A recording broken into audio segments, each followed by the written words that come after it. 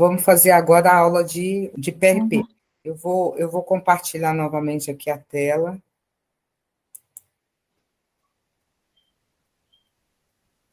Não, peraí. Tem que aqui. Sim, e para fazer uma dúvida, para fazer PRP, como é que funciona a habilitação para enfermeiro? Não funciona. Não funciona como? Não funciona porque ainda não tem nenhuma regulamentação. Em 2018, teve uma audiência pública porque o Einstein e o Sírio, eles já fazem PRP. E eles querem legalizar o PRP, entendeu? Então, Mas quem faz é médico. na, ah, olha, eu já formei mais de 500 alunos em PRP nesse Brasil. Não, legalmente falando, eu Não, não acho que tem. quem tem habilitação é Não, médico, não né? tem. Não existe no Brasil ainda. Nem Ah, para médico, nem para ninguém. Então, como diz meu amigo Diogo, o que não é proibido é permitido, né? Porque ainda não tem uma legislação. é. Por exemplo, a Anvisa, o colírio de PRP, a Anvisa já liberou. Só que é o seguinte, não existe ainda legislação no Brasil. O Einstein e o Sírio-Libanês, eles estão querendo, teve uma audiência pública aqui em 2018, você pode até entrar na internet, que ainda tem na internet essa audiência. Foram 3 dias de audiência pública, porque eles querem que libere o PRP no Brasil, né? Então, a vigilância ela se tornou bem favorável, né, para a liberação, mas ainda não tem nenhuma legislação. Então, a gente vai fazendo. Eu já faço há 18 anos, né? Então é integrativa, né? Então É, é. é a A parte gente, integrativa. a gente faz assim, não tem ainda nenhuma legislação. Eu acho que o PRP vai acontecer a mesma coisa que aconteceu com o ozônio. E Os agora seus com esse negócio dos aparelhos de ozônio aí que a Anvisa proibiu? Minha filha, isso aí esquece. Esquece, porque isso é uma briga de foice. Tem gente muito grande, que é a indústria farmacêutica e o Conselho de Medicina, é aí trabalhando. E isso não é em todo lugar. Foi num lugar que ela foi, acho que foi em Curitiba, que a Anvisa de lá proibiu, mas por uma denúncia de alguém que denunciou e entregou o ouro para a Anvisa. Disse, né? Acho que queria fazer mal para outra pessoa e falou, né, que não tinha regulamentação, que não podia, não sei o quê. A Anvisa caiu em cima, em Curitiba, né? Mas diz que Aracaju, eu faço parte de um grupo e as meninas comentando que Aracaju, a Anvisa caiu em alguns lugares, mas é tudo por denúncia mesmo. É tudo por denúncia, né? Então, assim, é a gente trabalhando direitinho, né, para não ter problema. Uhum. Porque, assim, infelizmente a coisa funciona dessa forma, infelizmente. Vou lá, deixa eu compartilhar aqui o. Uai, peraí.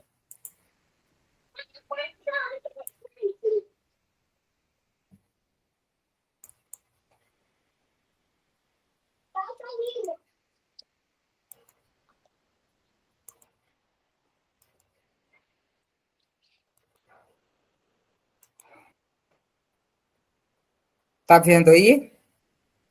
Tô vendo. Então vamos lá. Você sabe alguma coisa de PRP? Já Não, não? PRP eu só sei o que é, mas as É, indicações, como faz, não sei nada. tá. PRP nunca sei, nunca fiz. Então vamos lá. Então, o plasma rico, vou começar pela definição. O plasma rico em plaquetas é uma preparação autóloga de plasma com altas concentrações plaquetárias derivadas de sangue total por um processo de centrifugação. Então, eu vou colocar o meu sangue numa centrífuga, Uhum. vou centrifugar naquela centrifugação vai ter naquela centrifugação vai ter um concentrado alto plaquetário, né? E eu vou, dali eu vou tirar os fatores de crescimento, Uhum. tá? E como começou essa história? Deixa eu parar aqui um pouquinho. Eu queria ver com você se você vai querer comprar centrífuga, comprar material, porque eu já tenho uns representantes. Aí, É, eu vou querer, Marli, eu vou ver como é que... se você quiser, porque aí você já você vai de avião ou de carro? Não, eu vou de avião. Porque aí você já leva, né? Aí você depois me fala. Eu vou te passar tudo direitinho depois, tá? Certo. É, então, como é que começou essa história do PRP? Ela começou com o doutor Eduardo Antoine, né? Era um cirurgião. Tá aparecendo? Tá, Tá? tá. Começou com esse médico aqui, ó, doutor Eduardo Antoine, que era um cirurgião bucomaxilo, que ele estava tendo muitos problemas com seus pacientes nos pós-operatórios, né, com sangramentos. Consequentemente, seus pacientes estavam ficando com mais tempo de hospitalização. Então, o doutor Eduardo, querendo resolver esse problema, né, nos casos, nesses casos assim, ele começou a estudar os concentrados plaquetários e viu ali uma grande possibilidade de, de, de cicatrização dos problemas dele. Então, ele fez um grupo controle. Nesse grupo controle, ele, ele observou que as pessoas que tomaram as injeções de PRP, elas tiveram uma melhor cicatrização, num tempo bem menor, não houve não houve sangramentos, né? Consequentemente, uma alta mais rápida daqueles que não tomaram as injeções de PRP.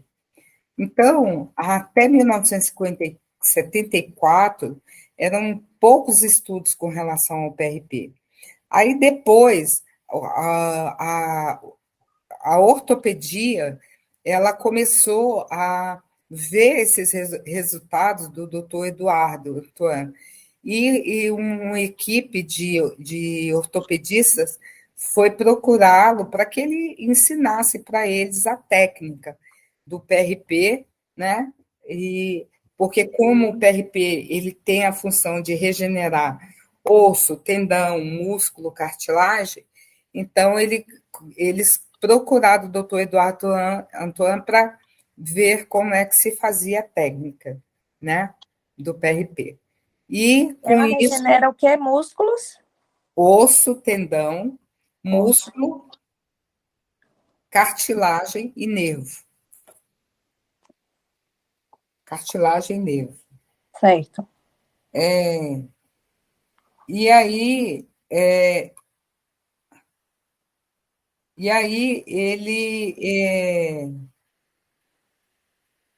doutor Eduardo foi, né? O doutor Eduardo foi, ensinou a técnica, então os ortopedistas foram os segundos a terem acesso ao PRP, né? Uhum. Então já começaram a fazer estudos, né, com relação ali ao PRP. E até 2014 a gente tinha mais ou menos 505 estudos, né, com resultados com PRP. Hoje a gente tem muito mais, né? Já tem vários artigos. Bom, a gente vai falar aqui um pouquinho do histórico do PRP. Bom, em 1997, o Whitman, ele usou em cirurgias de bucomaxila, utilizando como tentativa de cola de fibrina. Aquela mesma coisa que o doutor Eduardo Antoine, lá em 1954, já estava fazendo, né? Em 1998, Marx ele aprofundou os estudos dele com as reconstruções mandibulares também. Em 1998, Landesberg, ele avaliou os riscos do PRP e por ser um produto totalmente autólogo, o risco de uma reação imunogênica foi totalmente descartada, né? Em 1999, Gehring utilizou o PRP no tratamento oftalmológico nas úlceras maculares, observando uma melhora, né, nas úlceras e a melhora na acuidade visual. Em 2018, eu, eu acompanhei um estudo, né, com as meninas, eu estava orientando, né, estava como orientadora um estudo que eram algumas meninas que fizeram o curso de PRP comigo, elas eram lá da UERJ, e elas estavam fazendo em pacientes com degeneração macular. E o Uhum. sucesso estava assim maravilhoso. Inclusive, tinha até um paciente que ele tinha glaucoma, que não é Degeneração, né? não é, glaucoma não é uma indicação, mas que esse paciente estava melhorando muito com o colírio de PRP. A gente fazia o colírio de PRP. Vou te ensinar a fazer lá. Em 2001, foi observada a redução de sangramento nas cirurgias plásticas, observando uma considerável melhora na recuperação pós-operatória. Esse é um Agora nicho. ficou em. Para mim só tá aparecendo a foto do doutor Eduardo. Acho que você já tá em outro, não?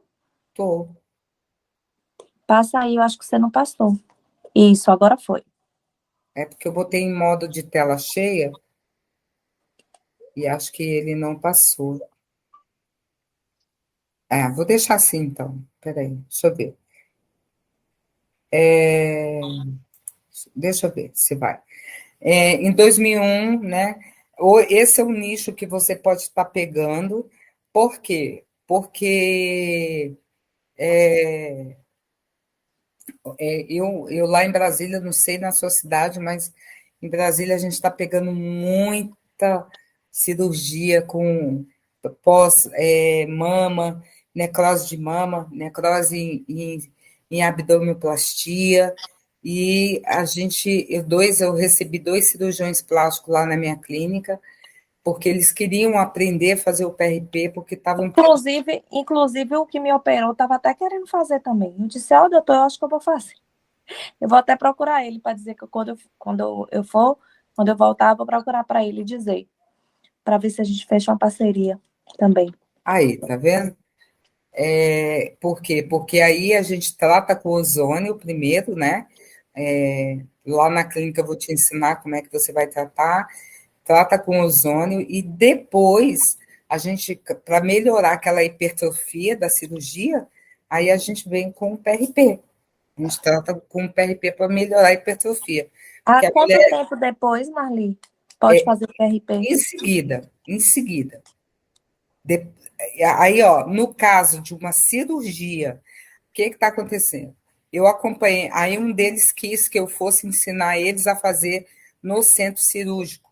Então, Hum. eu fiz uma no centro cirúrgico para mostrar como que eles tinham que atuar com PRP, né? Porque a hora que eles tá fazendo, começando a fechar a última sutura, na última sutura, a gente irriga ali com PRP todo o processo, todo o ato cirúrgico, irriga com o PRP antes dele fechar. E ele vai fechando e a gente vai irrigando, vai fechando e vai irrigando, para que cicatrize o mais rápido possível, entendeu? E 2005 foi avaliado, né, o uso na artrodese da coluna, com efeito satisfatório no pós-operatório. Em 2007, Gehring também realizou um estudo com 97 pacientes com artropatias totais do joelho, e ele observou menor sangramento perioperatório, melhor controle da dor, melhor recuperação funcional e alta hospitalar mais rápida, né? Tudo aquilo que o doutor Eduardo Antoine observou lá em 1954. E em 2008, a Nitua, que é um dos autores que mais estuda o PRF, ele avaliou o efeito do PRF na cicatrização de feridas. Passou o slide? Não, Eu vou ter que sair do modo, ter que ficar só assim. agora foi. Então, as plaquetas, vamos entrar aqui. As plaquetas, elas estão contidas no sangue de 150 a 450 microlitros, né, com a média de 200 mil microlitros.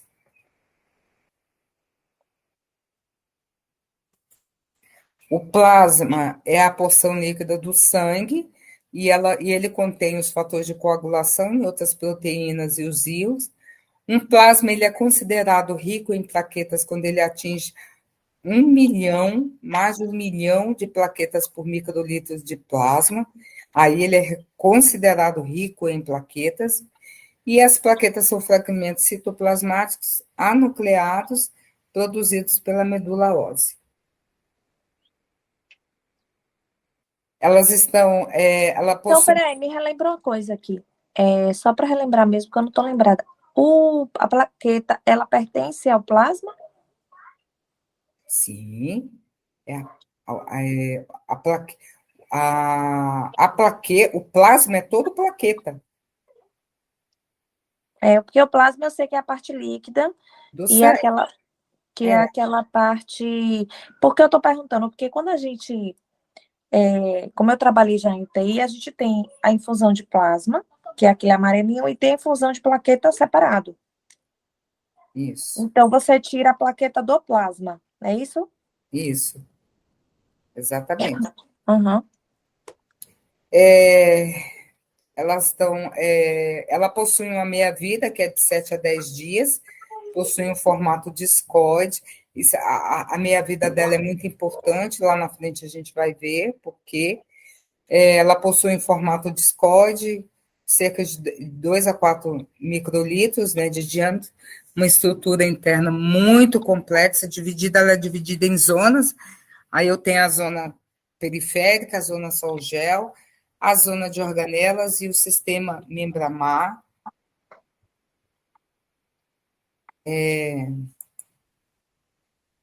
As plaquetas, elas liberam proteínas de sinalização, fatores de crescimento, quimiocinas e citocinas, que resultam na promoção da proliferação e diferenciação celular. Aqui eu tenho uma, uma foto da plaqueta, e o que é interessante é a gente observar numa plaqueta são os grânulos alfas, porque é nos grânulos alfas que nós temos a maior quantidade de fator de crescimento. A zona periférica ela é composta por membranas internas e externas, tá? Elas que possibilitam a agregação plaquetária, porque elas têm as glicoproteínas e elas atuam como receptores de adesão, né? E ela é responsável também pela liberação de substâncias por meio dos grânulos após a ativação plaquetária. A zona Solgel, ela contém um citoesqueleto, ela garante a sustentação e sistema contrátil que permite a mudança da sua forma discoide. A plaqueta, quando você tem um corte ou algo assim na sua pele, quem entra em ação para fazer hemostasia ali são as plaquetas. Para ela fazer essa cortar, parar um sangramento e tudo mais, ela precisa de fator de crescimento dentro dela. Então, quando a plaqueta, você tem uma solução de continuidade e elas são acionadas, elas mudam de forma. Como que elas mudam de forma?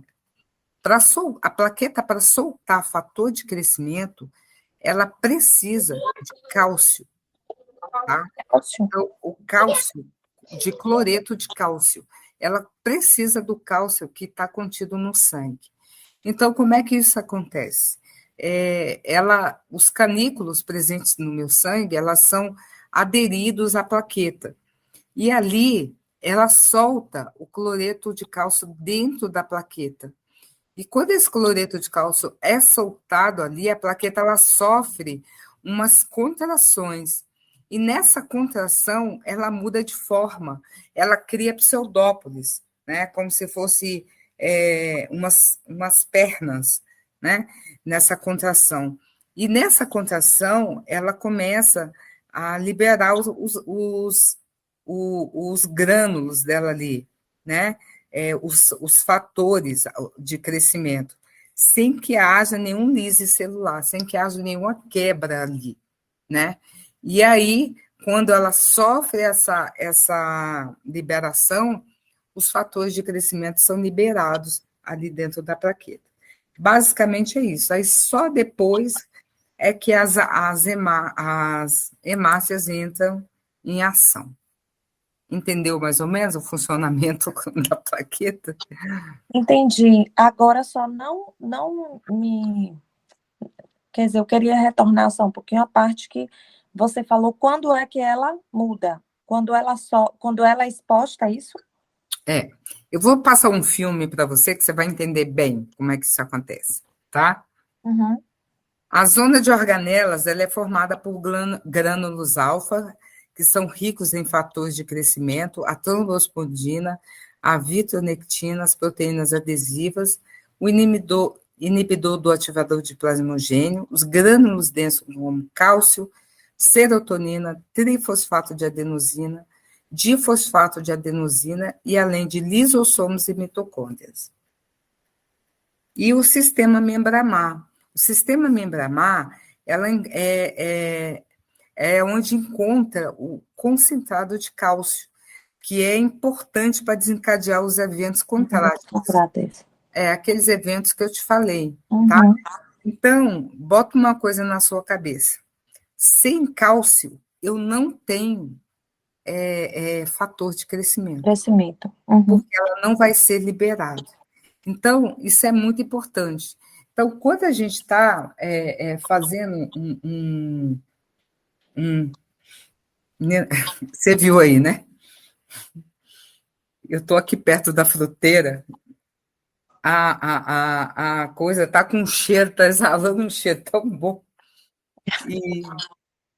Então, quando eu vou fazer, por isso que quando eu vou fazer um PRP, eu tenho que fazer uma boa anamnese no meu paciente, que lá na clínica, quando a gente estiver lá, eu vou passar a anamnese com você, não vou passar aqui, eu vou passar lá uma boa anamnese, porque a gente precisa saber um monte de assim, fatores que vão contribuir para você descobrir, por exemplo, o cálcio desse paciente, o cálcio iônico, como é que esse cálcio está, se está bem, se não está, se esse paciente toma anticoagulante, porque se ele toma, além do anticoagulante ser uma contraindicação, pacientes que tomam anticoagulantes, as plaquetas são todas fragmentadas, são pacientes que não vão ter cálcio dentro delas, e quando tem,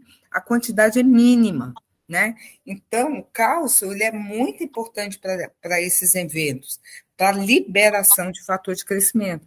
Então, toda vez que eu vou fazer um PRP, eu tenho que ter o cloreto de cálcio. Porque quando eu adiciono cloreto de cálcio, eu aumento em 100 vezes mais a liberação de fator de crescimento. Entendeu? Então, é muito importante que eu coloque isso.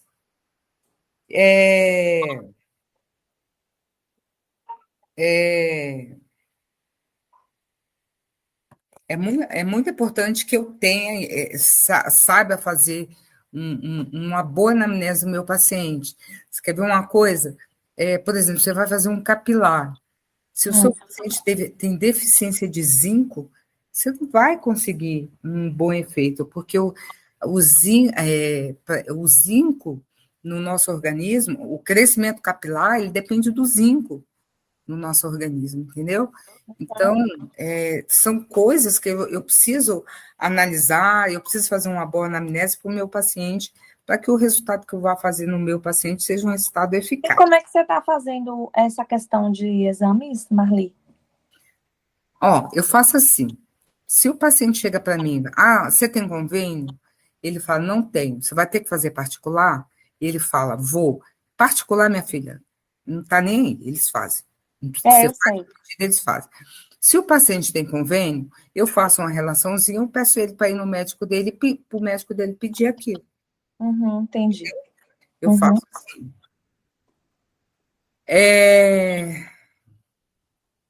Então, vamos lá. Esse é o videozinho que eu falei para você. Você está vendo o meu cursor, não tá? Tá. Ó, aqui, ó, são os canículos, tá? Esses canículos contêm o sangue, ele se adere aqui e ele adere na plaqueta. Aqui, ele libera todo o cálcio que está dentro do sangue, das hemácias. Aí, tá vendo que ele sofreu a plaqueta sofreu contração. E aqui, esses amarelinhos, tá vendo? Soltando os fatores de crescimento. Tá? O cálcio vai, é como se ela sofresse essa contração, ela sofre essa concentração e ela vai soltando os fatores de crescimento. Ela faz essa cascata de coagulação aqui, entendeu? Vai coagulando, tá vendo? Esses amarelinhos aqui, é tudo fator de crescimento. Só depois que as hemácias, né? Só depois que as hemácias entram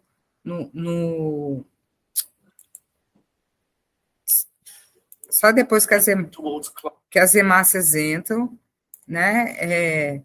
Fazendo, colocando assim as hemácias em cima do coisa. Tá? Entendeu? Entendi. Então, aqui, como eu falei, né? Elas possuem mais de 80 fatores de crescimento.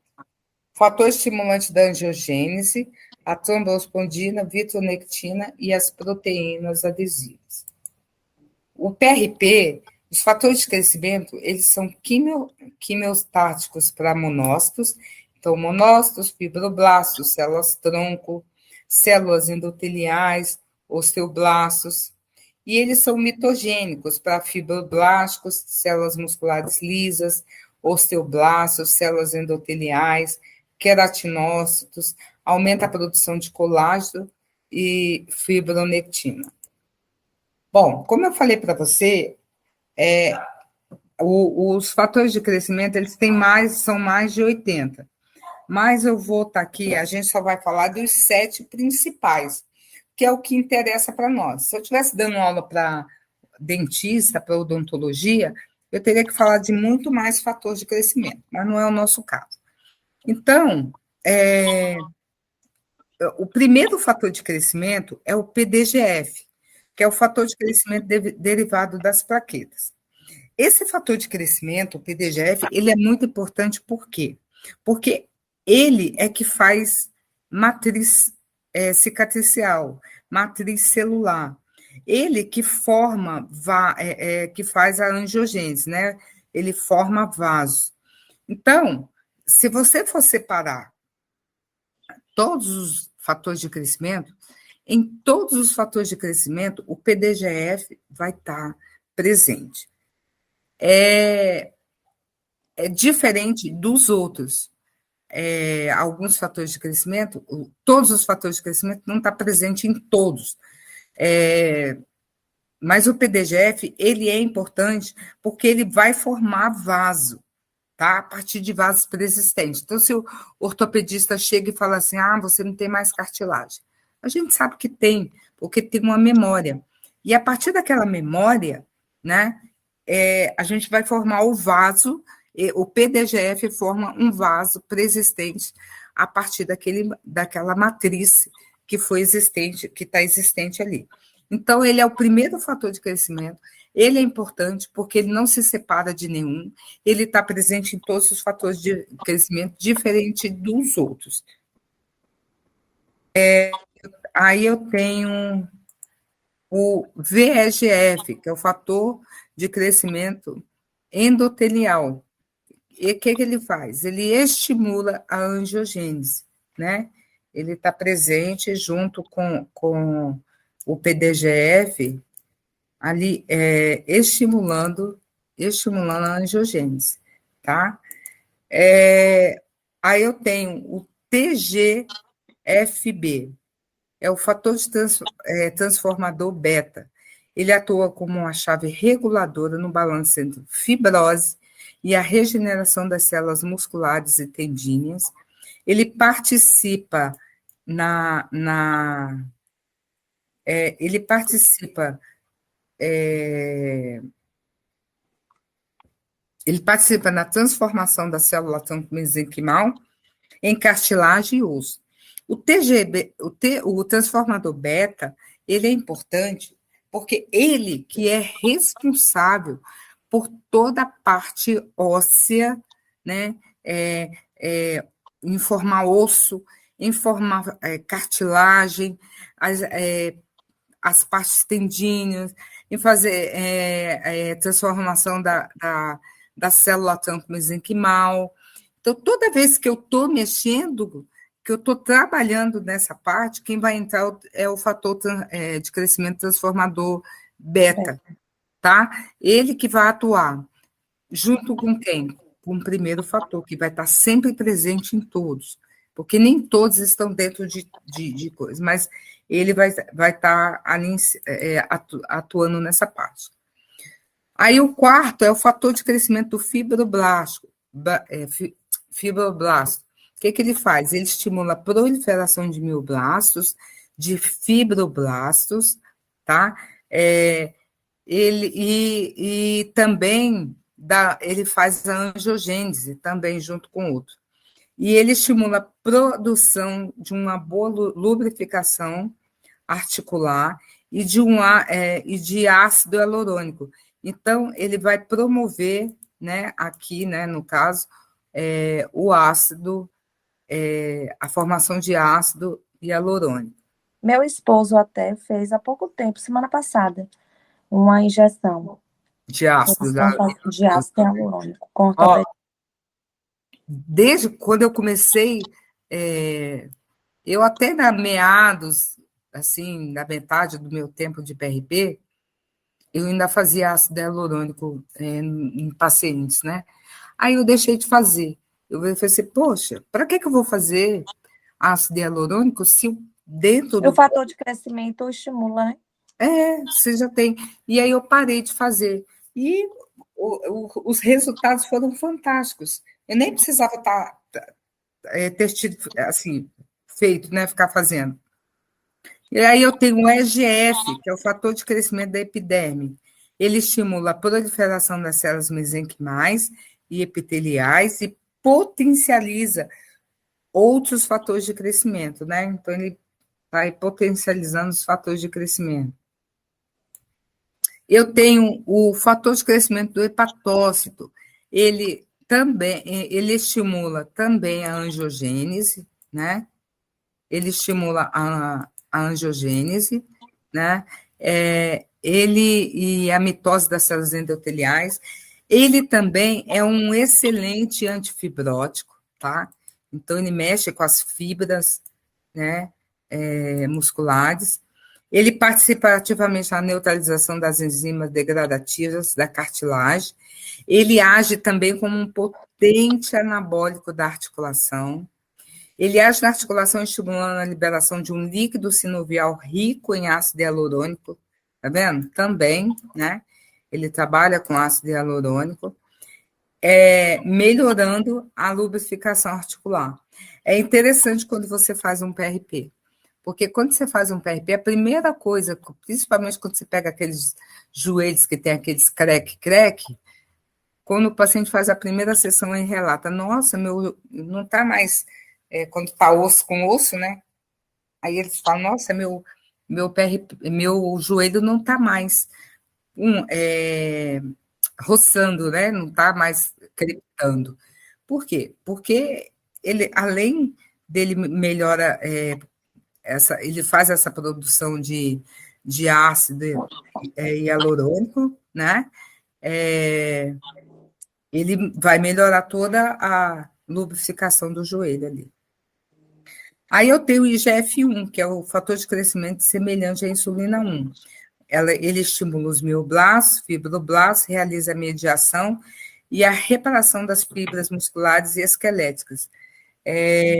O IGF-1 a gente vai falar muito mais dele lá na frente, porque o IGF-1 ele tem sido muito estudado, né? E a gente tem tido resultados maravilhosos com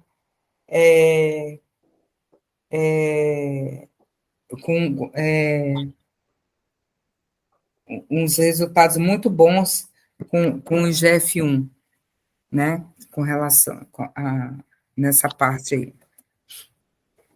Deixa eu só responder aqui, peraí. Deixa eu te falar, eu estou dando aula, daqui a pouco eu te aviso, tá?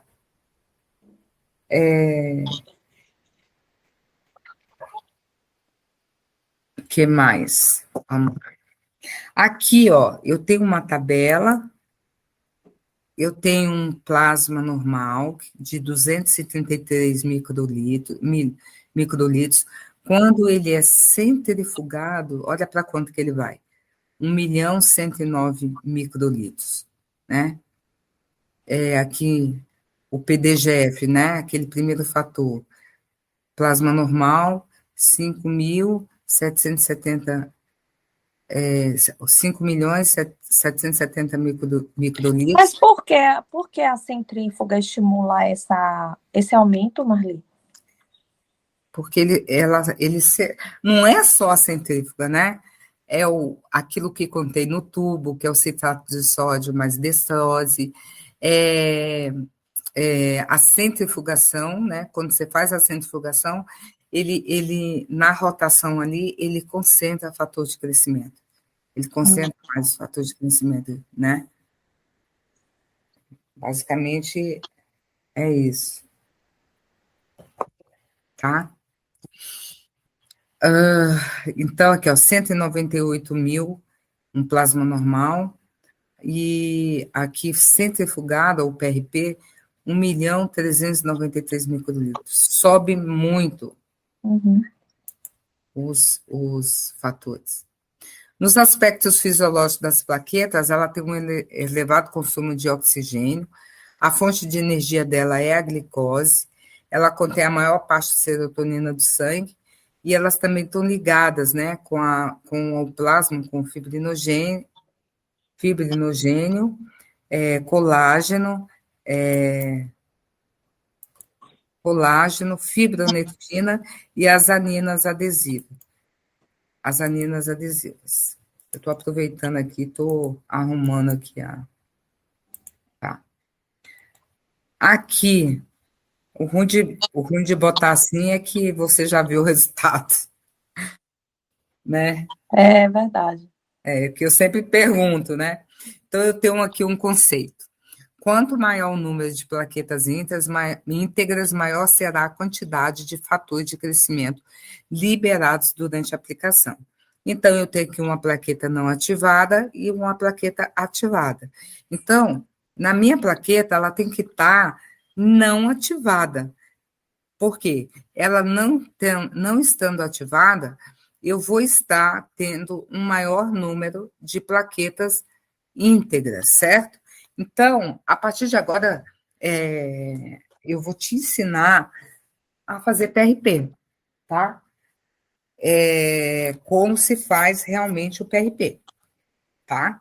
Então, essas fases do PRP, aqui, por exemplo, eu tenho uma fase pré-analítica e a fase analítica. Eu tenho um tempo de jejum, a medicação ingerida pelo paciente, tempo de garroteamento. Na fase analítica, eu tenho os tipos de tubo, a centrifugação, ativadores plaquetários e aplicação, tá? Então, na fase pré-analítica, eu tenho um tempo de jejum. Por que o tempo de jejum é importante? Quando o médico pede que você fique em jejum para fazer um exame, por que é?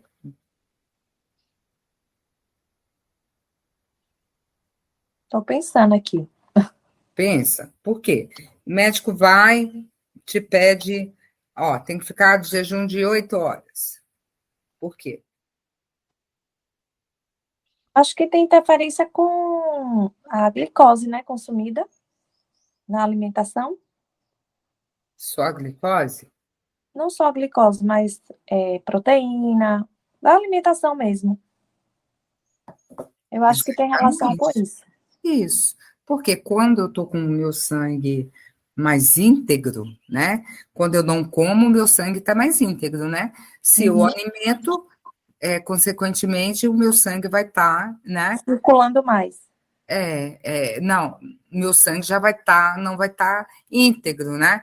Já vai estar com alimentos, né? Já mudou a estrutura. Por exemplo, um diabético, ele vai, o que que vai acontecer? Se ele é, toma o café da manhã e vai tirar sangue, já não dá mais para medir a glicemia, né? Uhum. Então, o sangue ele tem que estar íntegro. Com o PRP é a mesma coisa. Se você se você tiver, se o sangue tiver, quanto mais íntegro, melhor vai ser a qualidade das minhas plaquetas. Então, a gente pede o quê? Um prazo de tempo de jejum de 6 horas, no mínimo, tá? 6 horas. Aí você pega seu paciente e o paciente, eu não posso ir na sua clínica de manhã, não posso sair do trabalho para ir fazer o PRP de manhã. Então, você vai orientar o seu paciente. Você vai chegar para ele, vai falar assim, ó, tá bom. Então, o que que você vai fazer? Você vai tomar um café da manhã leve, vai almoçar umas 11h30 da manhã, uma alimentação bem leve, né? Pobre em graxos, né? Comer uma coisa bem leve, né? Um peitinho de frango, um pouquinho, com salada bem leve. Você marca esse PRP para esse paciente lá para as 3h30 da tarde, por aí, né? Umas 3h30, por aí, né? E aí ele vai fazer esse PRP, ele só vai tomar água. Então, aí a partir daí ele vai fazer o PRP, porque o sangue vai estar um pouco mais íntegro, né? Então, e vai ser melhor os resultados, entendeu? Uhum. E medicações. Deixa eu pegar uma água aqui, rapidinho, peraí. Medicações ingeridas pelo paciente. Tem algumas. Está me escutando? Bom, Tem algumas medicações que elas tem algumas medicações que elas interferem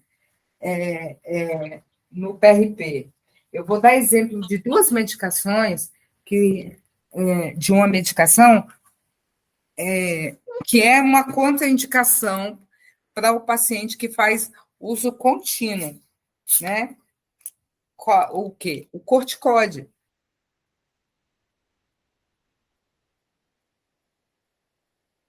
O corticóide.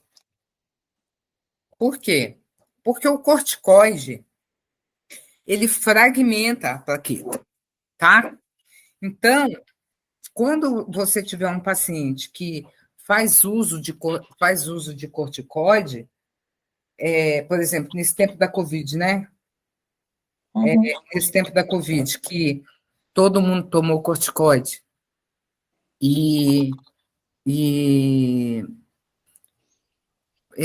o que, que você tem que fazer? O paciente ele tem que tomar, ou então, se ele está com algum problema, o médico passou um corticoide, né? Por um tempo. Então, o que, que ele tem que fazer? Ele tem que pegar, tomar esse corticoide. No dia que ele acabar, você tem que contar 30 dias para ele poder fazer o PRP. Não pode fazer antes disso. Entendeu? Ok, Entendeu? entendi. Por quê? Porque corticóide ele tem um desmame, ele tem que ser liberado todinho, tá? Da corrente sanguínea, certo? Pacientes que tomam uso contínuo de corticóide, pode fazer PRP? Não pode, Não. porque não vai adiantar, tá? É a mesma coisa o paciente que toma anticoagulante, fragmenta a plaqueta toda. Você pode até fazer, mas não vai ter resultado. E anticoagulante, quanto tempo após pode fazer? 30 dias também? 30 dias também, tá? Ele tem que ser totalmente liberado do organismo, tá? Tempo de garroteamento. Por que o tempo de garroteamento é importante? Porque quando eu coloco o garrote e deixo o garrote mais de 2 minutos no meu braço, né? Então, o meu organismo produz aquela enzima, né? A trombosplatina tissular. E essa enzima, ela fragmenta a plaqueta, ela dá lise, né? Da hemólise. Então, eu vou ter o quê? Plaqueta vazia, sem fator de crescimento, entendeu? Então, como é que eu faço com esses pacientes que têm veia ruim? Eu vou botar o garrote, vou procurar a veia, né? Vou procurar a veia, procurei a veia, achei, vou com a canetinha, marco ali o local que está a veia, e aí eu vou e tiro o garrote, deixo aquele sangue circular. Depois que aquele sangue circula, tá? Depois que aquele sangue circula, aí sim eu vou, aí sim eu vou colher o sangue. Arrotear novamente. O garrote, vou garrotear novamente. Lembrando que o garrote só pode ficar até 2 minutos, não pode passar disso, certo? Uhum. Aí eu tenho Ele libera o que mesmo? Depois trombo, tromboplastina tissular. Certo.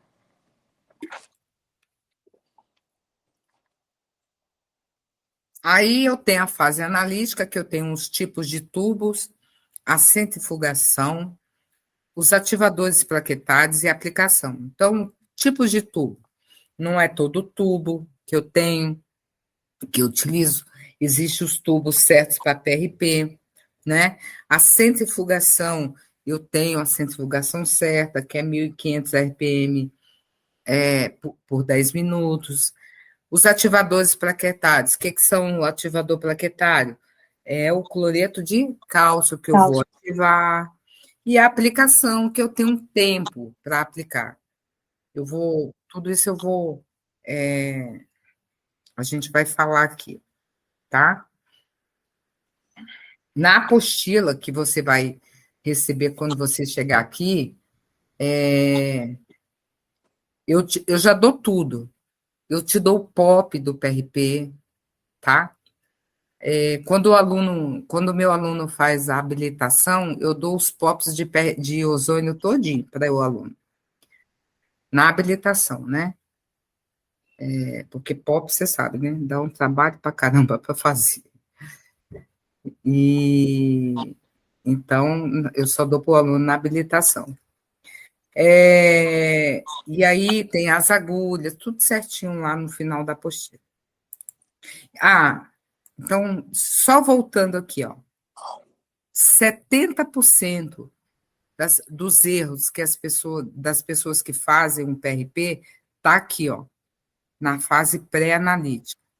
Se você errar nessa fase aqui, tá? Se você errar nessa fase aqui, nessa fase pré-analítica, tá?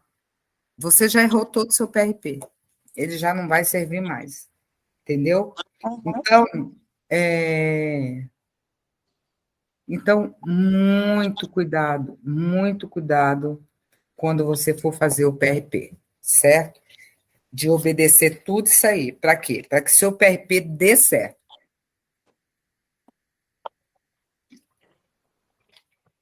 Um dia eu estava em Curitiba dando um curso de PRP e tinha um médico lá, né? Um médico famoso aqui de São Paulo. Ele cuida de algumas estrelas, era o cirurgião, ele é cirurgião plástico da Xuxa, da Juliana, Juliana Gimenez, né? Acho que é isso. Ximenes. Ximenez, sei lá. E tantas outras. E ele estava assistindo minha aula, e aí ele estava calado, né? Calado, calado. Aí quando deu o intervalo do almoço, aí eu pensando, né? Pô, minha aula deve estar uma merda, né? Porque esse homem, às vezes, fazia umas expressões assim que eu ficava, puta merda.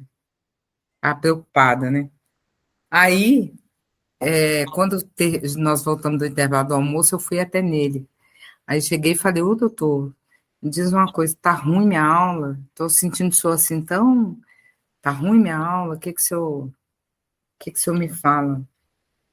Aí, ele, Marli, de jeito nenhum. Eu já fiz PRP lá na Califórnia, eu já fiz PRP com que se dizia um médico aqui de São Paulo, lá de São Paulo, e ninguém me falou o que você falou. E meus PRPs nunca funcionou. Eu já estava desistindo. Aí quem levou ela foi a Ginane, uma, uma fisioterapeuta daqui de São Paulo, né? Quem levou ele foi ela. Aí, aí eu falei, sério, doutor? Eu falei assim, mas eu nunca fiz nada disso. Aí eu falei com ele assim, vamos fazer o seguinte, o senhor faz do jeito que eu estou te falando. Daqui a 6 meses o senhor me procura e me diz seus resultados. Dito e feito. 6 meses depois ele me procurou. Ele falou assim, Marli, agora está dando certo. Eu falei, estava fazendo errado, né? Estava fazendo errado. É. O tempo, obtenção do PRP.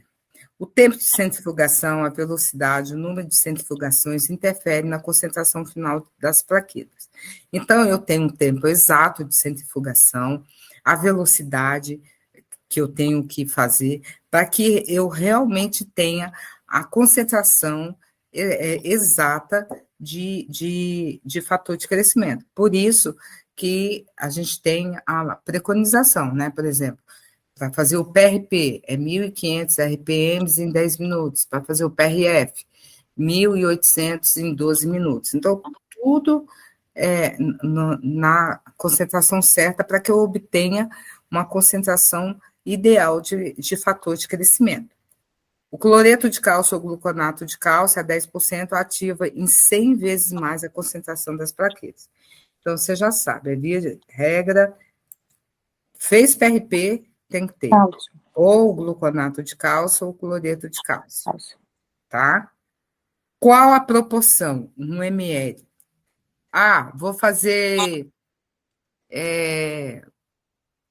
30 ml de PRP, que é que a gente faz venoso para atleta, 1 ml. Vou fazer um joelho. Para o quê? Para recuperar, o venoso?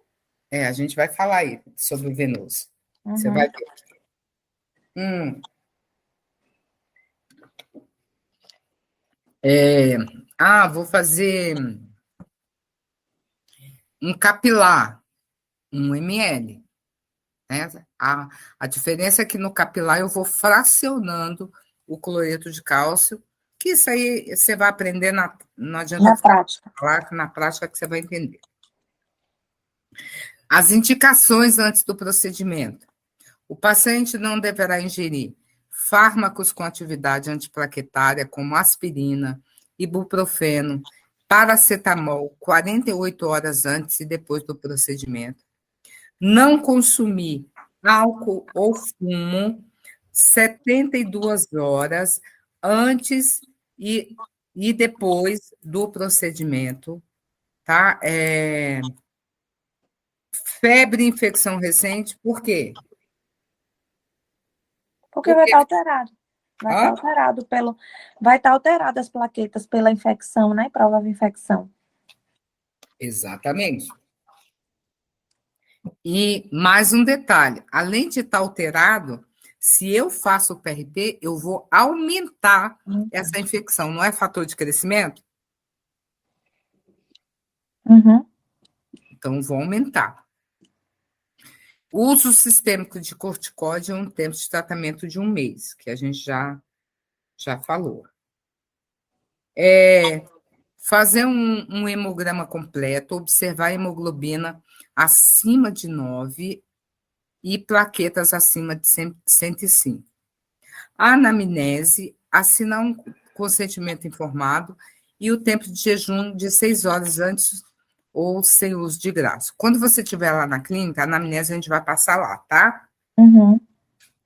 Aqui o processo de obtenção do PRP. Isso aqui eu vou passar. Ó, o PRP. Ó, não sei se você já ouviu falar. Tem gente que vai e colhe tudo isso aqui, né? E diz que é PRP. Não, senhora. 55% eu tenho o PPP e o PRF. O PPP é o plasma pobre em plaquetas, tá? O PRF é o plasma rico em fibrina. Geralmente eu uso muita fibrina para feridas, Uhum. né? E somente 4% é É o o plasma PRP. rico em plaquetas, tá? Só essa última porção aqui. E 41% são as hemácias que vai ser descartada, tá? Essa aqui a gente chama de zona de névoa, buff coat, é uma zona que é rica em leucócitos, tá? Aqui é o processo de obtenção do PRP. Eu vou ter que ter uma amostra de sangue venosa. Essa amostra de sangue eu tenho que colher com Até 2 minutos. não, não. Olha só, não é que eu tenho que colher até 2 minutos. É o garrote que só fica Sim, até 2 minutos, tá? sim, certo. Mas você pode tirar o garrote e colher normal. Colher o tanto que for necessário, Ah, tá? certo. O plasma, ele tem que ser, o sangue, ele tem que ser tirado com scalp, tá? Tem que ser tirado com scalp, não pode colher com canhão.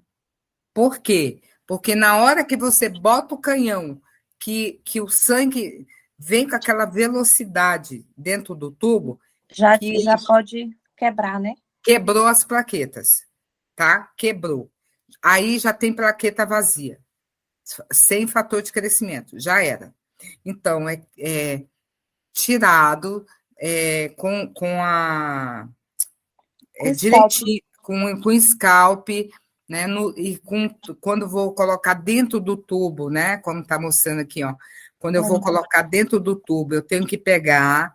Não precisa ser com agulha, é sem agulha, mas eu tenho que encostar dentro do tubo e o sangue ele vai batendo na parede aqui, ó, do tubo, tá? E vai escorrendo na parede. Porque é o seguinte, quando eu coloco o sangue aqui na centrífuga, eu já perco a centrifugação, eu já perco 25%, ela já faz 25% de agregação plaquetária. Então, eu já perco. Se eu ainda não cuidar daqueles primeiros passos lá na fase pré-analítica, aí eu vou perder todo o meu PRP. Uhum. Agora, o que eu até vou comprar para mim, o representante que eu fiz um contrato com ele para me representar, eles lançaram uma centrífuga agora, que a centrífuga ela começa lenta e vai aumentando gradual a centrifugação, e quando ela está terminando, ela também vai lentamente vai diminuindo e até parar. E aí, o que, que acontece com isso? Não sofre tanta agregação. Eu achei fantástico a centrífuga, Uhum. sabe? E quando eu fui olhar o valor, mesmo preço das outras. Então, eu falei, nossa, eu fiquei assim de cara com a questão da centrífuga, tá? Então, a centrifugação, né? A extração do plasma, que eu vou aqui, que eu vou retirar os 4%. Aí eu vou te ensinar aqui no tubinho amarelo, né, de fazer o PRP naquele tubo.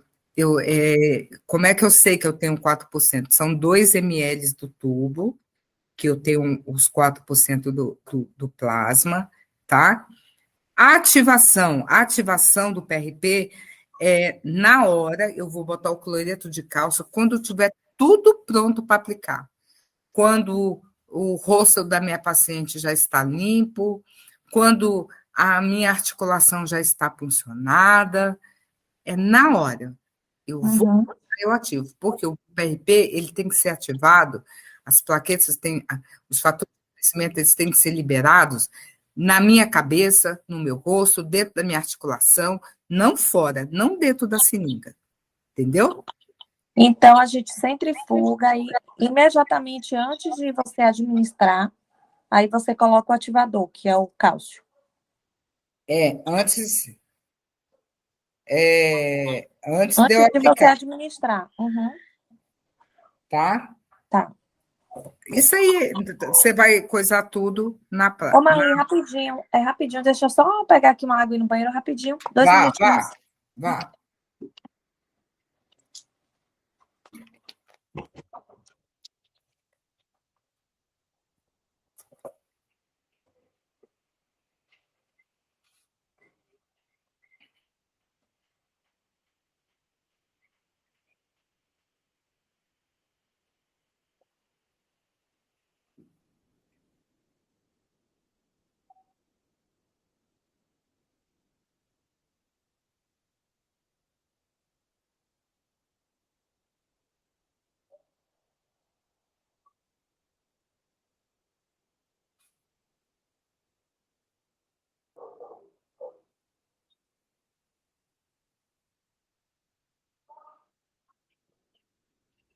Mas falei, não tem não. Mas você pode pedir para as meninas aí na administração e pegar um telefone com as salas que estão disponíveis para você olhar.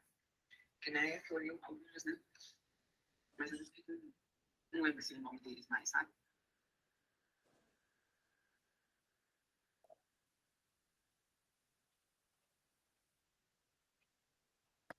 Oi, dona Luzia. Maria, bom dia, tudo bem? Ô, dona Luzia, a sua filha falou que vai suspender a sessão. É muito pouco, dona Luzia, para a gente dar um diagnóstico, dizer que a gente agora vai para a quinta sessão. Lembra que eu comentei com a sua filha que o resultado era de adaptação era de... Oi, dona Luzia, boa tarde. Marli, eu estou dando aula, assim que eu terminar, eu ligo para a senhora.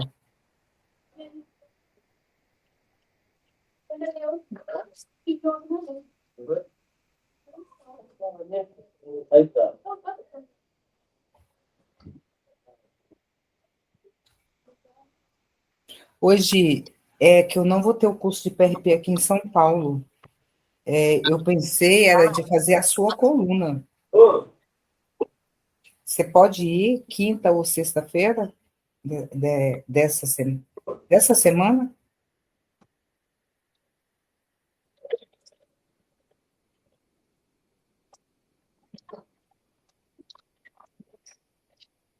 Voltei. Deu um resultado? Vamos lá, tá? Vamos. Então, aqui a gente tem a posição, o modo correto de extração do PRP. Sempre o bisel, ele tem que estar de costa aqui, ó. Tá vendo? Número 2, para você. Porque se ele ficar dessa forma aqui, você tem mais chance de pegar hemácia. Dessa forma aqui já é mais difícil, entendeu? Entendi. Então, essa parte aqui, ó, é recomendado que as plaquetas sejam ativadas próximo ao momento da aplicação terapêutica, de forma a assegurar uma concentração adequada de fator de crescimento no local da lesão. Marx ele fala que em 10 minutos, na primeira hora, 70% e 100% dos fatores de crescimento já foram liberados, respectivamente. E a liberação dos fatores de crescimento ele inicia aproximadamente 10 minutos após a ativação. Então, na hora que eu coloco o cloreto de cálcio, a partir daquele momento, em 10 minutos, ele já começa a liberar. Então, desses 95% já estão pré-sintetizados e em 1 hora todos já foram liberados. Eu sempre falo com meus alunos que é para fazer a literatura fala 20 minutos. Eu falo 15 minutos, tá? Porém, as plaquetas continuam a sintetizar e a secretar proteínas adicionais até a sua morte, que é de 5 a 10 dias, tá? 5 a 10 dias, certo? Certo. Aqui a centrifugação, né, que o objetivo dela é concentrar uma grande quantidade. Aqui eu vou só passar, isso aqui quando você tiver apostila, tem tudo isso aqui, mais literatura, assim, toda centrifugação a gente faz, tem um cálculo, né, para fazer, mas não precisa, porque hoje já vem tudo programado. Antigamente a gente tinha que fazer cálculo para saber o raio de centrífuga, quanto que é, mas hoje não, hoje as centrífugas, elas já vêm todas já com um cálculo, né? Já pré-definido.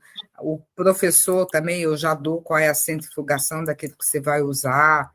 Então, isso aqui é uma coisa que eu vou até tirar da minha aula, que já está assim bem. Não está mais usando, né?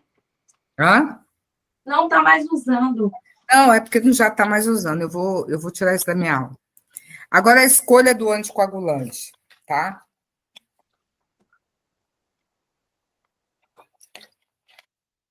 Ó, por que eu botei o EDTA aqui? Porque tinha gente fazendo PRP em EDTA, tá? E EDTA, ele fragmenta a plaqueta, você não pode fazer. A heparina, você pode até usar, nessa aula aqui, quando você tiver apostila, eu vou passar, não vou ler o estudo todo, mas na apostila, quando você receber, tem um estudo todinho de um trabalho que foi feito com PRP para hérnia de disco e foi feito com heparina. Mas ela aumenta a agregação plaquetária em até 20%. Mas não é o tubo ideal para você fazer PRP. Aí eu tenho aqui o ACD, que é o citrato de sódio mais destrose, ou citrato de sódio. Ele preserva as funções plaquetárias. Aqui eu tenho o ACDA, que é o citrato de sódio destrose. Ele, além de preservar a integridade das membranas das plaquetas, ele capta todos os íons de cálcio presentes no sangue. Aí eu te pergunto, o que é necessário para a liberação do cálcio. Cálcio. Então, ele faz isso, né? Ele capta todos os íons de cálcio presentes no sangue. Então, O ideal é ACD, né? É o ACDA, citrato de sódio mais destrose. Uhum. O que é destrose? Glicose, né? A glicose. E o que a plaqueta se alimenta? De glicose. Por isso que esse tubinho aqui, ó, que é esse aqui, ó, tá vendo? Uhum. É o melhor para fazer plaqueta, para fazer PRP. Ah, então ele já vem com isso, é? Ele já vem com a CDA? Isso. Ah, ótimo. Tá? Então, ele já vem com a CDA. E tem esse aqui, que é o normal. E por que esse é o que a gente usa? Por que eu não uso esse frasco? Por quê? Em primeiro lugar, ele é 4 ml. É um saco para ficar mexendo com ele. E você, neles, você só vai ter 1 ml de PRP. Na realidade, não é nem 1 ml, é 0,98%. Entendeu? Uhum. Não é nem 1 ml. Então, a gente perde muito fazendo isso aqui. Esse é o melhor. Entendeu? Esse frasco é melhor por todas as propriedades que ele tem. Captar os íons de cálcio, né? Captar os íons de cálcio. Uso esse aqui, sabe quando que eu uso esse aqui? Quando eu vou fazer uma caridade. Quando eu não vou cobrar do paciente. Aí eu uso ele, porque ele é mais Que é mais barato, barato. né? Aí eu uso ele, esse frasco, certo? Aí eu te pergunto aqui, qual desses dois plasmas aqui você acha que é o ideal? O segundo. Isso. Por quê? Porque o plasma, ele tem que ser assim, ó, Tem que ser por dentro. translúcido. Você está vendo aquele pano verde lá atrás? Você vê lá atrás. Esse plasma aqui é totalmente lipênico, né? Esse cara aqui, a gente tem que mandar ele para o endócrino, né? Tem que mandar para o endócrino. Um dia desse eu estava dando, uma aluna lá do Rio, chegou, passou um zap para mim, professora, eu estou fazendo. Não, mas o do cara estava assim, igual a esse aqui. Ai, professora, eu fui colher o sangue do paciente, olha como é que está o sangue dele. Dá para aproveitar? Eu falei assim, dá para aproveitar, dá para você botar na manteiga, para fritar uma carne, né? Aí você aproveita esse plasma seu aí. Menina, é claro que não dá para aproveitar. Como é que vai tirar fator de crescimento aí no meio da gordura, né? É Ah, verdade. mas eu vou perder o paciente. Eu falei assim, não, você não vai perder o paciente, você vai orientar.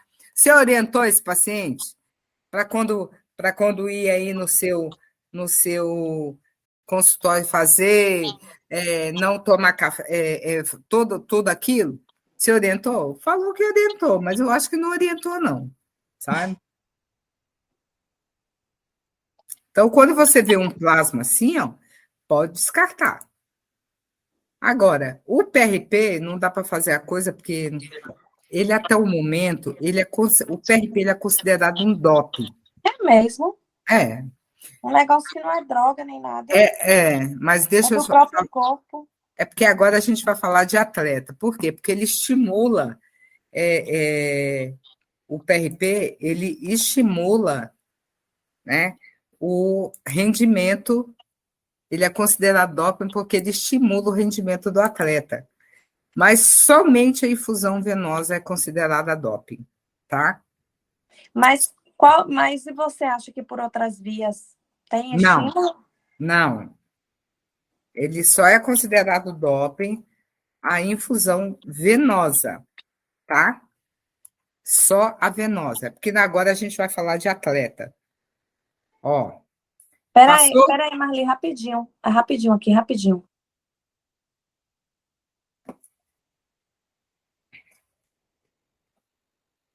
Meu esposo ficou de chegar até agora, não chegou para tirar a babá, é brincadeira? Sério? Ali, rapidinho. Que horas são, hein? 5h40, eu acho. É, 5h40. Nossa, meu computador tá 16h57. Que coisa estranha. E eu tô achando que é isso. Ah, agora ele atualizou.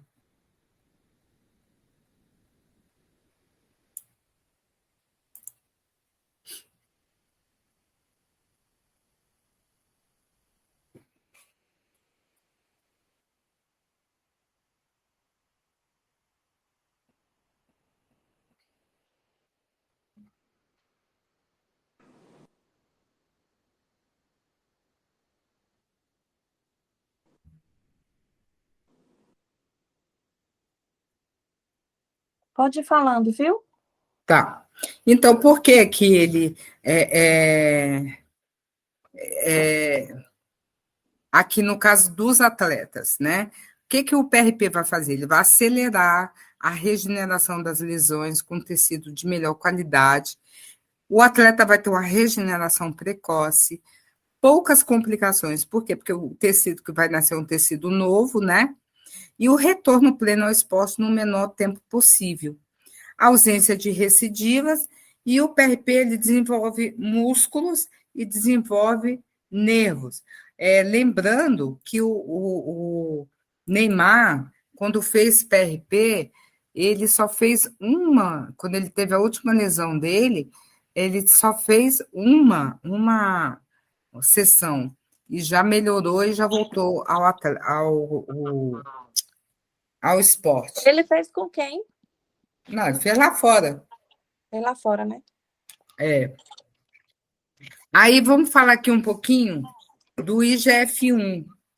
O IGF-1, o que ele faz? Ele diminui o percentual de gordura corporal, ele estimula o crescimento celular, ele aumenta o anabolismo e a definição muscular, aumenta a síntese proteica, aumenta a reparação celular, aumenta a performance cardiovascular, principalmente nesses atletas de bodybuilding que tomam muita testosterona, que sobrecarrega muito a coração, tem ferritinas altíssimas, né? Então, o uso do PRP, ele veio para poder dar uma modificada nessa questão deles, parar um pouco de usar a testosterona e usar o PRP, que não traz assim, esses riscos cardíacos para o atleta, né? Aumento da arginina e da ornitina, aumento da liberação natural de GH. Lá em Brasília eu tive 2 crianças que fizeram PRP venoso, porque estavam fazendo tratamento para crescimento, mas mesmo com o tratamento para o crescimento, elas não estava tendo um resultado benéfico. Aí o endócrino delas pediu que eu fizesse o PRP e a liberação de GH foi muito mais rápida. Tivemos um resultado muito bom.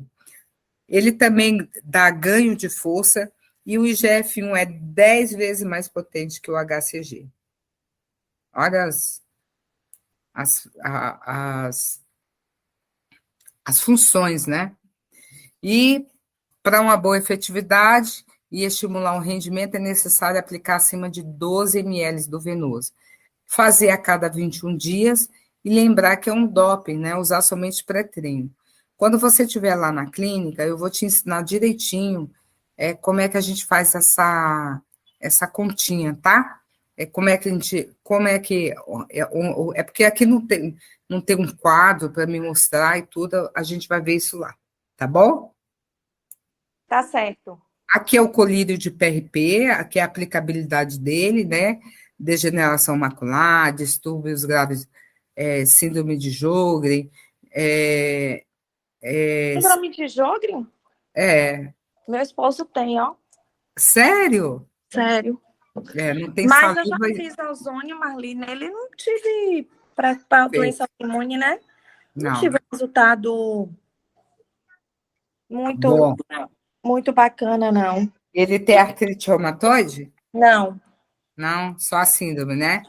Mas é leve a dele, ele não toma remédio, é só acompanhamento. Ele só tem, assim, dificuldade de regeneração, né? Alguma lesão, aí por isso ele sente muita dor, joelho, ombro, esse tipo de coisa mais assim. Mas você faz. Eu faço retal. E na articulação você não faz? Então, é isso que eu te disse, eu só faço subcutâneo, entendeu? Não. Só que ele não teve, porque na intraarticular eu não tenho como é que se diz? Eu não tenho Expertise para fazer. Expertise, e por isso eu procurei fazer o curso, entendeu? Pronto. Então Aí, você vai aprender e vai fazer no seu marido. Ele foi ortopedista, ele fez a infusão de ácido hialurônico. Quanto tempo depois a gente pode fazer o PRP? Não, tanto faz. Pode em seguida, já pode. 1 semana, 7 dias depois já pode fazer. Tá? E ele tem olho seco, não? Tem um pouco de olho seco. Não. Então, aí a gente pode fazer o colírio, né? Vou te ensinar a fazer o colírio de PRP, tá? Aqui, vou passar um pouquinho rápido, porque isso aqui é a norma técnica da Anvisa. A gente usa também, na ginecologia, a gente usa também, né, para atrofia vulvovaginal, quando a mulher está entrando na pré-menopausa, na menopausa, que começa com falta de lubrificação, né? Com falta de estrógenos, Então, a gente usa aqui começa aquela perda da produção ovariana, né? Então, tudo isso reflete, né, na fisiologia da vagina. E aí perde colágeno, perde elastina, né? Diminui o pH, começa a ter atrofia do canal vaginal, né? Então, começa a ter todo, aumenta o pH, diminuição do ácido lático, aquela coisa toda, e aí a gente vem com o PRP aplicando e até modificando ali a estrutura da vagina, né? Ontem eu fiz uma reconstrução de pequenos lábios, de uma moça que teve um problemático Com aí. preenchimento? Foi. Que legal. Né? Aí a gente faz essa aplicação do PRP, né, ali, entre epitélio, né, na vulva. E também nós temos, não está aqui, mas tem o PRP para endometriose, né? Que lá em Brasília os ginecologistas já estão aplicando. Sim, muito me interessa isso. Isso, para endometriose, onde você vai aplicar lá dentro botar um espéculo, né? O bom da gente é que a gente é enfermeira, é mais fácil, né? Coloca o espéculo e coloca lá dentro ali do endométrio, né? E aplica o PRP lá dentro, né? Tem uns efeitos muito satisfatórios. Aqui, olha, lembra que eu te falei do IGF-1, que ele está tendo assim, esse aqui é um estudo, uma pesquisa experimental de envelhecimento. Eles pegaram... Mas, rapidinho, o IGF-1 a gente colhe como, Marli? Não, ele está dentro do PRP. Ah, já está dentro. Então, porque você não citou entre os 7 aqui. IGF-1. Citei, é o último, 7º. Desculpa. Mas assim, então, todos esses 7 que a gente viu tá dentro do PRP. Isso. Você não consegue, tipo, isolar cada um deles. Consegue. Essa é uma pesquisa que eu estou fazendo lá na UNB.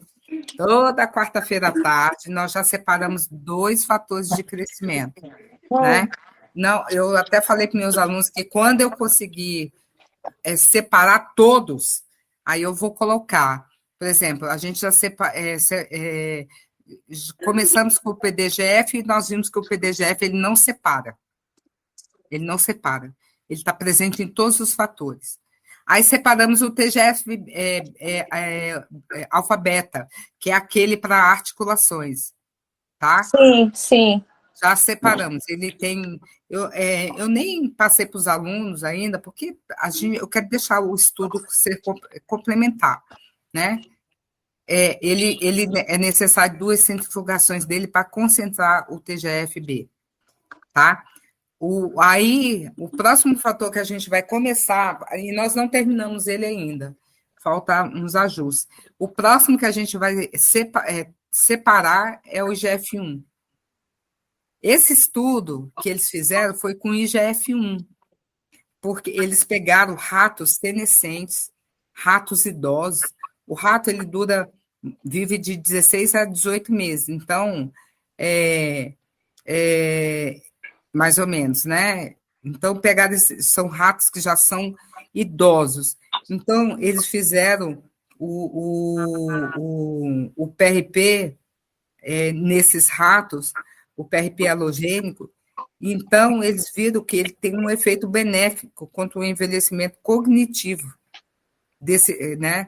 Então, eles observaram uma melhora na cognição desses ratos. E eles viram, né, que... Depois eu vou te dar esse artigo na íntegra, tá? Me cobra. Que esses ratos, que os fatores de crescimento, eles participam na neuroplasticidade no cérebro contra o envelhecimento. Aqui na USP... Então, pode ser usado até para Alzheimer, né? É o que... mulher, tirou a palavra da minha cabeça. Aqui na USP tem um estudo, né? Tem um estudo mostrando, tem um estudo mostrando estão fazendo um estudo para Alzheimer. E também já teve um estudo, esse foi um estudo isolado para PRP, para um menino que melhorou com paralisia cerebral. E também para doenças de Heinrich. Então, você imagina, o IGF-1 ele está sendo estudado, está sendo muito estudado. Então, eu acho que daqui a uns 5 anos a gente vai ter muitos estudos com relação ao IGF-1, sabe? Porque para doenças neurodegenerativas, entendeu?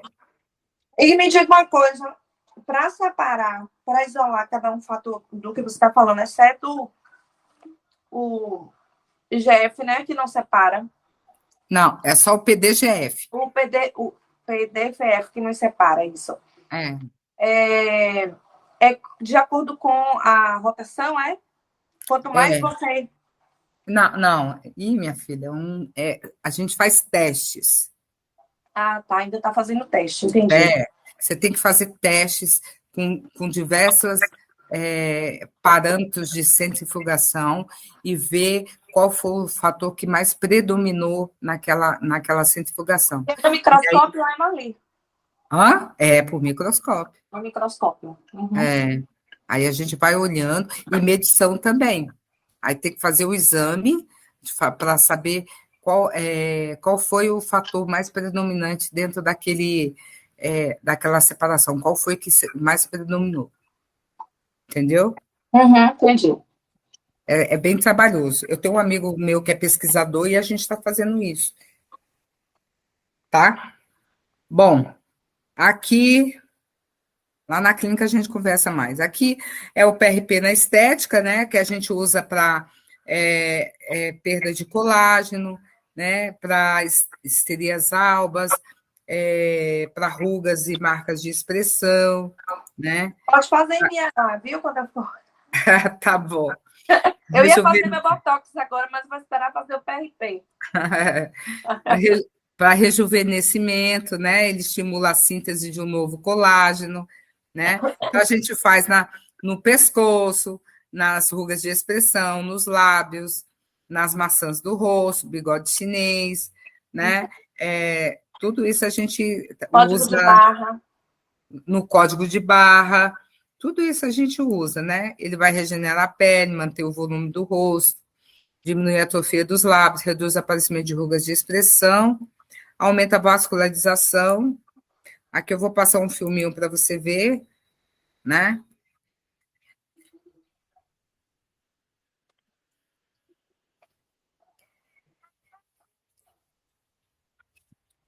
Aquele fazendo um skin buster, né?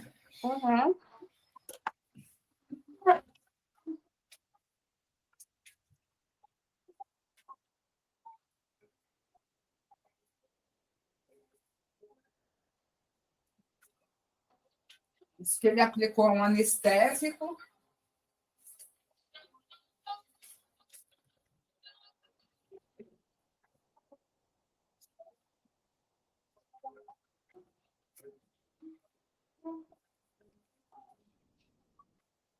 Que agulha é essa? É aquela 4G?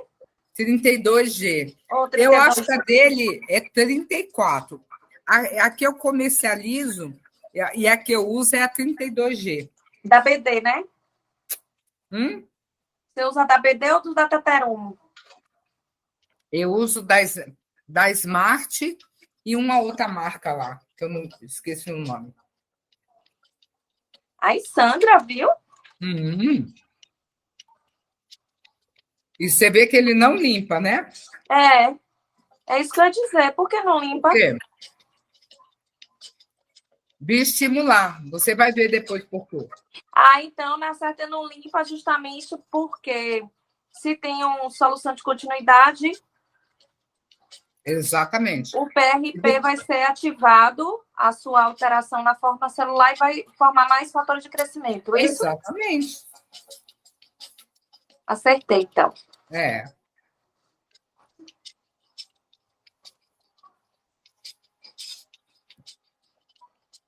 Ó.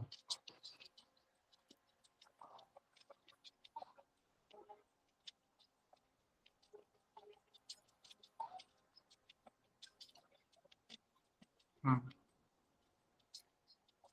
Eu vou acelerar um pouquinho, que 7 horas a gente tem que entrar com ozônio.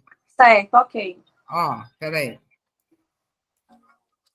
Aí faz na mão. Aqui, ó. Pescoço. Pescoço. Uhum. Depois que você funciona, você deixa quanto tempo? 5 Oi? minutos? Para limpar. Não, você vai ver. Eu não limpo. Depois, tá. aqui, ó. Depois que aplique. Deixa eu acelerar um pouquinho. Passa na mão. Ó, olha aí, ó. Tá vendo isso que ele tá usando? Aí, ó. É o PPP e a fibrina. O PRF. Você reserva um pouquinho, tá?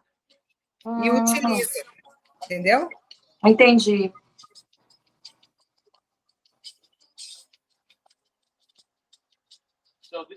Vendo? Nossa Senhora. Pois é. Eu vou acelerar, porque senão você ainda deve querer tomar um banho e para a gente entrar às 19. Ó, aqui é a rede venosa do rosto, né? É muito vascularizado, tem que tomar cuidado para não ficar pegando vasinho. Aí, na aplicação, nós vamos fazer ângulo de 15 graus, com uma agulha 30G ou 32G. Eu não uso a 30G mais, não. Só uso a 32. Aplicar na derme, fazer pápulas com 1 centímetro de distância uma da outra, trocar a agulha para diminuir a dor e não usar gelo. Quando você usa 32G, você não precisa trocar a agulha, tá? No PRP, a gente não usa gelo, tá? Porque ele faz vasoconstrição. Sim. Então, você não usa gelo. Deixa eu ir passando isso aqui. E o protocolo? Você vai fazer 6 estímulos, né? Com ou sem plasmagel, e vai avaliar o paciente após a aplicação. Não usar maquiagem após as 24 horas, manter a pele hidratada, não ir na piscina por 7 dias, usar protetor solar e voltar para a reavaliação depois de 6 meses. Isso aqui eu coloquei, nunca aconteceu, mas o FDA cita, aí eu fui e coloquei, né? Os eventos adversos: equimose, petequias, eritema, edema, descamação, marcas na pele, hiperpigmentação, reação de hipersensibilidade, infecção, que eu uso para melasma, mas às vezes você usa numa paciente de melasma e acaba aumentando o melasma, tá? Uhum. Aqui é a minha primeira paciente que de 10 anos atrás que eu fiz o primeiro PRP. Olha a diferença. E eu não fiz preenchimento, né? Porque naquela época eu não sabia, não existia plasma gel. Aqui, ó. Aí a gente usa palopécia, né, androgenética, que é a mais comum, né, que é aquela perda de cabelo. Ela vai miniaturizando os folículos pilosos e vai perdendo, né, o cabelo. Geralmente, quem usa muita testosterona, acontece ela. Na alopécia areata, que já é uma condição autoimune, né? É mais do sistema imunológico. Então, ela é caracterizada por aquela calvície delimitada, um local só ali, né? Afeta A o minha número. esposa mais aqui atrás e aqui na frente. Pois é. E é caracterizada por remissões espontâneas e recaídas. E a gente tem a cicatricial, que é a perda capilar mais rara, caracterizada por alopecia cicatricial, líquen pilar, alopecia fibrosante frontal, alopecia por tração, e o tratamento tratamento de implante capilar. E a gente tem o PRP com restauração cirúrgica capilar. É uma perda capilar mais rara, caracterizada por alopecia cicatricial central, líquen plano, alopecia fibrosante, frontal, alopecia por tração. E, geralmente, o tratamento é implante de cabelo. E hoje eles já estão passando, né? Eles fazem um implante de cabelo e já manda para você fazer o PRP. Aqui já tem aqui Nossa, meus casos. isso aí foi com 5 pós-implante ou sessões de só o PRP. PRP? Só PRP. Os casos mostrados aqui, eu uso. Não, aqui não tem implante. Geralmente eu uso mesclas, você vai ver lá, eu uso minoxidil, que você pode pôr depantenol, minoxidil, biotina, você pode colocar ou junto com PRP ou pode fazer em dias diferentes, eu uso. Mas esses casos, para mostrar, foram totalmente sem nada, tá? Esse aqui foi um caso muito emblemático, porque dia 17 do 1, eu tirei a foto, ele fez a aplicação. 15 dias depois e um mês depois, com uma aplicação. Uma. E para alopecia, assim, nesse caso, que foi o último que você mostrou, você faz a aplicação o quê? Mensal? Não. O PRP é feito de 21, 5 sessões de 21 em 21 dias. Ah, tá. 5%. Tá? Aí você faz o PRP na articulação de ombro, no joelho, no quadril, no cotovelo, para estrias, né? Ah, para tudo. Você faz a cada 21 dias. Feridas, tratamento de feridas, Uhum. para acne císticas. Aí uma pergunta que eu faço para você. Aqui é uma cicatriz. Você acha que essa cicatriz vai melhorar com o PRP? É porque ela tem queloide aí, né? Mas Ela não é por isso. é hipertrófica. Eu acho que não. Não, por quê? Porque não tem mais vascularização aqui. Uhum. O PRP, uma coisa, ó, ele lida com coisas novas, tá? O que é coisa nova para o PRP? De 2 anos para cá, você ainda consegue. Não adianta você querer. Aqui melhoraria se você fizesse uma cicatriz em cima, outra, cortasse aí e fizesse de novo, né? Aí melhoraria, mas ele é só para você saber. Vai chegar para você, paciente, tem uma cicatriz de 10 anos, melhora? Não melhora, tá? Bom, aqui é o plasmagel. O plasmagel, ele a gente usa o plasmagel para fazer os preenchimentos de glúteo, seios, partes íntimas, acnes, celulite, olheiras profundas. É só para preenchimento, né? Hã? O plasmagel é só para preenchimento. Isso. A gente usa o plasmagel só para preenchimento. Aqui as graduações, quando eu quero fazer, né? Deixa eu ver, esse caso aqui, não. Eu vou molhar essa foto que não ficou tão legal assim, não. Deixa eu ver. Aqui um lábio que a gente preencheu com plasma gel. Aqui essa menina fez o bigode chinês, ó. Olha como é que ficou bonito. Bonito. Essa aqui é minha manequim perfeita. Ó, olha essa menina. É outra pessoa, não é? É verdade. Essa aqui é uma paciente que tinha muito melasma, mas olha só, com uma aplicação já deu um bom resultado. Eu não tenho melasma, eu tenho pintinhas. Essa aqui também deu um resultado muito legal, ó, tá?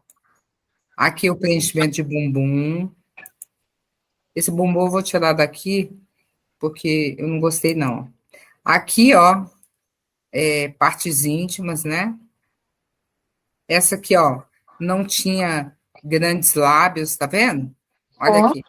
Aí eu fiz os grandes lábios. A de ontem eu reconstruí os pequenos. Aí tem aqui para pênis, seio, né? Esse seio aqui eu gostei demais, porque essa menina ela só queria levantar o seio. E olha o resultado que a gente teve. Só para levantar, né? Ficou muito bonito o seio dela. Ficou. Aqui, muito importante, os cuidados no pós-imediato, né? Fazer repouso no dia do procedimento, não pegar peso, subir escadas, exercício físico durante 72 horas, tomar analgésico em caso de dor, não ficar manipulando ou fazer massagem no local, manter o local higienizado. Tem que orientar o paciente, tá? Porque depois, é o que eu sempre falo, eu nunca tive. Essa aqui, Lisa, vai pra lá. Eu nunca tive. Peraí, Marissa, eu estou dando aula, depois eu respondo. Eu nunca tive nenhum caso de intercorrência, mas eu oriento muito meus pacientes, tá? Uhum. Aqui é um estudo, eu vou passar esse estudo, que está na apostila, é um estudo de PRP ozonizado. Eu vou passar esse estudo, depois você dá uma olhadinha quando você estiver lá na apostila, tá? Que aqui o intervalo. Toda vez que você faz em articulação, né? Sempre eu faço o PRP de 16 a 21 dias, dependendo da classificação da lesão, e são realizados de 3 a 5 estímulos, tá? Aí eu tenho nas lesões agudas, intervalo de 16 a 21 dias, nas crônicas de 16 a 30 dias, de 3 a 4 sessões, tá? Então, não é aquele, o que, né? Não é aquele tanto de, de lesão de PRP. O máximo de PRP que você faz é só 5, certo? Dando intervalo. Ozônio, né? Hã? Diferente do ozônio. Dando intervalo, por quê? Porque qual seu objetivo? Não é formar matriz? Então, para formar matriz, você precisa de um prazo, né? Você precisa de um prazo. Então, tem que obedecer esse prazo. Aqui também foi um estudo que foi feito fizeram reparos em falhas de coelho, falhas ósseas em coelhos, e foi observado em 30, 60 e 90 dias. Aí foi sem nada, com PRP, só enxerto e PRP. E ao longo foi observados em 30, 60 e 90, e com 90 dias a gente viu que a cicatrização dos coelhos que foram feitos com enxerto e PRP foi muito mais rápida do que as outras. Ia cicatrizar, ia, mas com PRP foi mais eficaz. Dos 895 artigos publicados de PRP, somente 3 tiveram uma metodologia razoável, né, para todas essas patologias aqui, tá? Isso tudo tem na apostila, depois você dá uma olhadinha, tá? Aqui, importante, as contraindicações do PRP. Síndrome da disfunção plaquetária, trombocitopenia crítica, instabilidade hemodinâmica. Como é que é essa instabilidade? Aquelas pacientes que tomam medicações para pressão arterial, mas que elas não tem que sempre estar regulando contra a medicação, então a gente é melhor não mexer. Sepsemia, infecção no local do procedimento, gravidez, porque é fator de crescimento, né? Então a gente não vai fazer. Gravidez, período de amamentação, hemofilia, quando o paciente não está disposto a fazer o tratamento, e tumor. Não se faz em tumor, certo? Certo. Não se faz. Por quê? Porque é fator de crescimento. Pode aumentar. Pode aumentar. Interferências biológicas, anti-inflamatórios, anticoagulantes, corticoides, fumo e álcool. E são tudo interferências biológicas, né? Se você fizer nesses pacientes, o resultado já não vai ser o mesmo, tá? Aqui eu tenho a fibrina rica em plaquetas, geralmente a gente faz a fibrina, no nosso caso, os dentistas usam muito para cirurgias, né, bucomaxilos e tudo mais. Nós utilizamos mais a fibrina para fazer feridas, né? Nos casos de feridas, né? Então, elas são mais eficazes nesses casos, né? Aqui são as indicações, e na apostila depois você dá uma lida. Eu estou correndo aqui um pouquinho, porque senão a gente não toma nenhum banho, nem come nada para poder fazer a segunda parte. É um ciclo. Isso aqui a gente vai aprender lá, tá? Como fazer, que é fazer a membrana para botar na ferida. Quando você tiver uma ferida, você trata a ferida? Eu trato. Pois é. Então, eu vou te ensinar, tá? Tava com a ferida boa lá, menina, uma tiazinha internou. Aí aqui são os resultados positivos do PRF, tá? Geralmente o PRF é usado muito na odontologia. Aqui, ó, foi um paciente que fez amputação, e aí, logo em seguida da amputação, a gente entrou com a fibrina para que não, sabe, diabético, né? Para cicatrizar mais rápido. E aí, ó, com 7 dias e com 30 dias já cicatrizado. Aqui foi outro paciente, meu paciente, que também Você diabético. pode fazer também, por exemplo, eu acho que pode ter um efeito bom. No caso de uma ferida infectada, você fazer ozônio, a bag, e depois fazer a aplicação local e a fibrina, não é? Não, depende. Não tem fator de crescimento? Tem. Ela tem que estar mais viável. Ela tem que ser quando ela não tiver bactéria. Então, mas se você tratar primeiro com ozônio, Não, tratar. sempre primeiro ozônio, depois a coisa, tá? Ok. Aqui foi outro caso meu também, que eu tratei com ozônio, mas esse dedo aqui, ó, ele estagnou, aí eu entrei com a membrana de fibrina para ele terminar de fechar, tá? Aqui é a fibrina, tá? A membraninha que a gente vai aprender a fazer lá. E aqui é a fibrina, aqui é a fibrina mais sólida, aquela que estava naquela, como se diz? Lá naquele Ferida? E aqui é uma membrana mais, uma membraninha mais, deixa eu botar em modo de apresentação para ela ficar melhor para você enxergar aí. Vem cá, Neto. Aí, ó, uma membraninha mais rígida, tá? Isso aqui o dentista usa para nascer osso e a gente usa para nascer tecido. E ela, quando você coloca ela na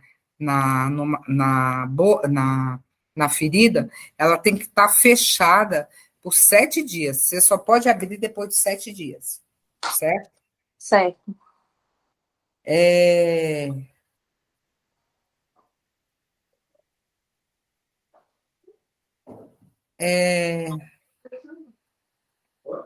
Aqui, deixa eu ver.